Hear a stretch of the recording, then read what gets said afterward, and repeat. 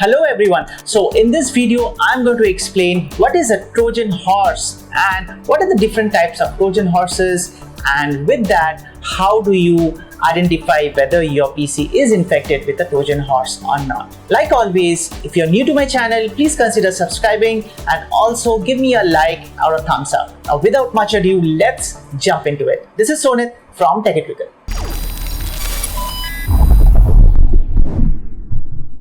So what is this Trojan horse? So Trojan horse spreads slowly and it is non-replicating, but it captures important system information. Like the worms, it can be controlled by the hackers who are accessing remotely. And it is a tool basically to steal the information from a user's computer or system.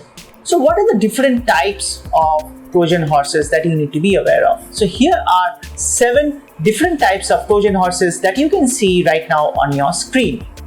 So what is a backdoor Trojan? So backdoor Trojan is a type of malware that gives the author remote control over the computer. So you can understand, once you get access to the user's computer, then you can steal and you can get all the different kinds of information that are stored onto your computer. It could be your credit card information, it could be your net banking information, or your banking information as well. Now the next comes the rootkit Trojan. So rootkit Trojan is a program designed to provide continued privileged access to the user's computer. But again, this would require internet connection to transfer over the information from your system to the remote hacker's system. The next on the list is the downloader Trojan.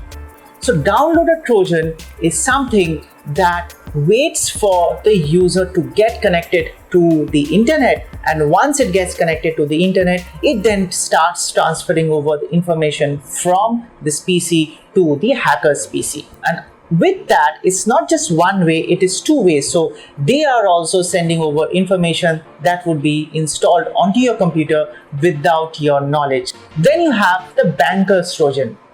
So it is basically a code to retrieve sensitive information from your system, or even from certain other links that are there stored onto your computer. And then once you log into your banking system, it gets full access to your banking system, and then what will happen after that. Then you have the ransomware Trojans, so which are those that actually goes into a user's computer by tricking them, and it is basically through an attachment, and then they force you to open that attachment, and once you open that attachment, then it actually starts executing certain programs via which it will steal the information and provide it to the hacker. After this, you have the spy Trojan. So spy Trojan, as it says, is a kind of program that gets stored onto your PC or gets installed onto your PC, and it remains there for a certain amount of period. It actually watches the certain file transfers that actually happen between your system and the other systems, and if it finds something valuable, then those informations are then shared across with the hacker for the next steps. Then you have the denial of service, that is DOS Trojan attack.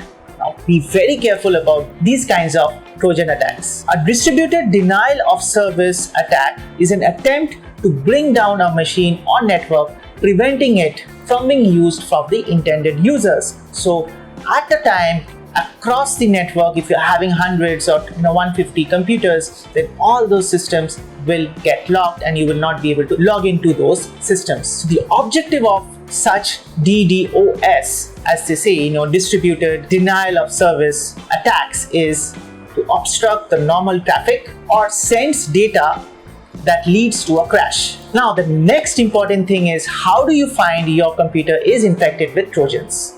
So if you're having an unusual, unexpected ads that are different from the regular ads, and they do not go away in spite of you, pressing the close or the cross button, it means that you are infected with a Trojan. The other symptom could be a modified homepage. So when you open up or when you load your browser, if you're coming across a weird looking browser, certain browser that the home page which you are not familiar with, then of course it's a symptom of a Trojan being attacked.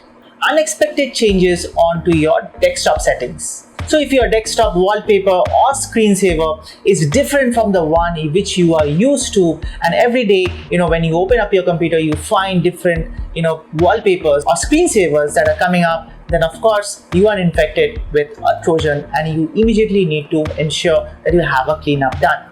The next very important one or symptom is if there is a program that you are not able to install, you want to install it but your system is not allowing you to install it, or if there is a program that is there in your system and you want to uninstall it and your system is not able to uninstall it and is giving you an error, then of course that's a symptom that you have a Trojan there onto your system. So if you're having a virus protection software shutting down suddenly, then it's also an indication that there is a Trojan in your computer. If your hard disk gets full suddenly, you know that you do not have so much of data into your PC, but suddenly it shows that it is red and it has no more storage left. Again, it's an indication of Trojan. If you are redirected to unsafe websites by changing the settings onto your browser, then of course, again, that's an indication of Trojan being attacked. So comment below and let me know which other symptoms that I have not mentioned here, but you think that those could also be a cause of Trojan. Now, in case you liked my video, please go ahead and give me a like and share this video with all your friends and families. And there are 3 videos that are popping up right now on your screen. Please make sure that you watch them till the end. Till the next time, bye-bye.